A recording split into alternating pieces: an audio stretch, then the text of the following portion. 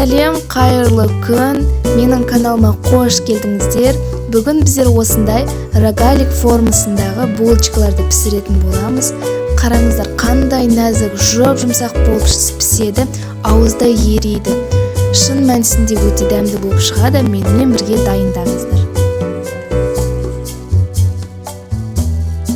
Бізге қажетті ингредиенттер: ұн, сүт, су, қант, сұйық май, бір жұмыртқа және де дрожж қажет болады.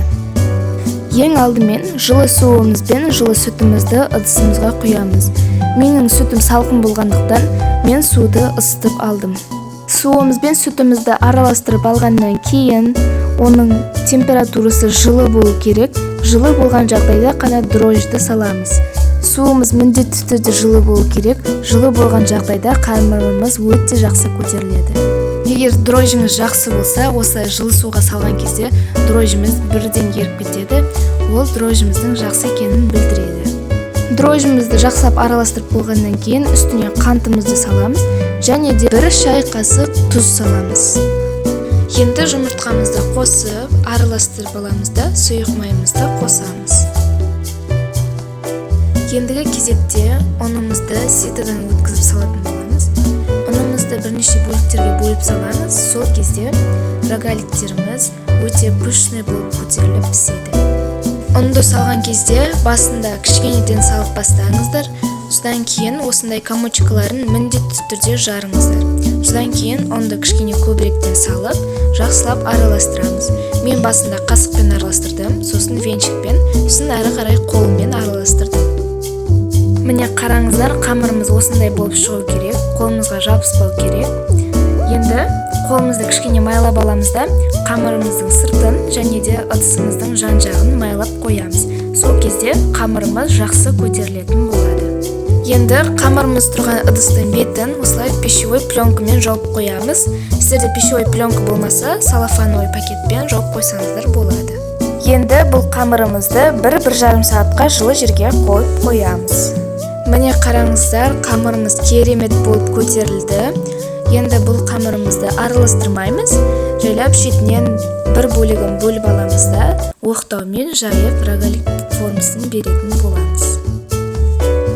Оқтаумен жайған кезде тым қалың немесе тым жұқа етіп жаймаңыздар. Шамамен қамырымыздың қалыңдығы 1 сантиметрге жуық болуы қажет.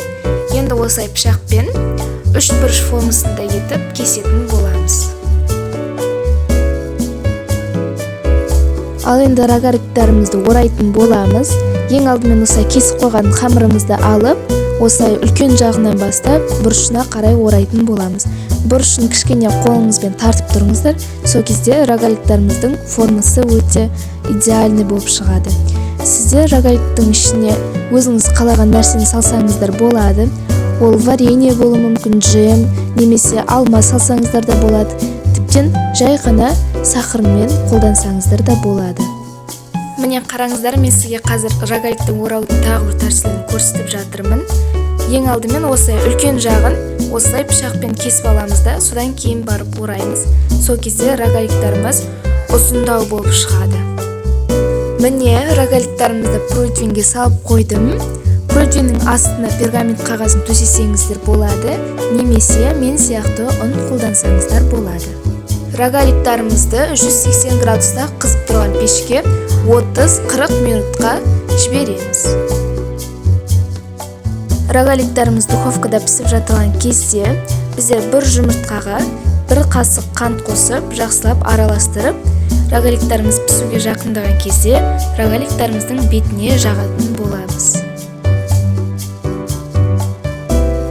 Міне қараңыздар, рогалик формасындағы булочкаларымыз пісті. Өте әдемі, пышный болып пісті. Қараңыздар, мен сіздерге қазір бөліп көрсететін боламын.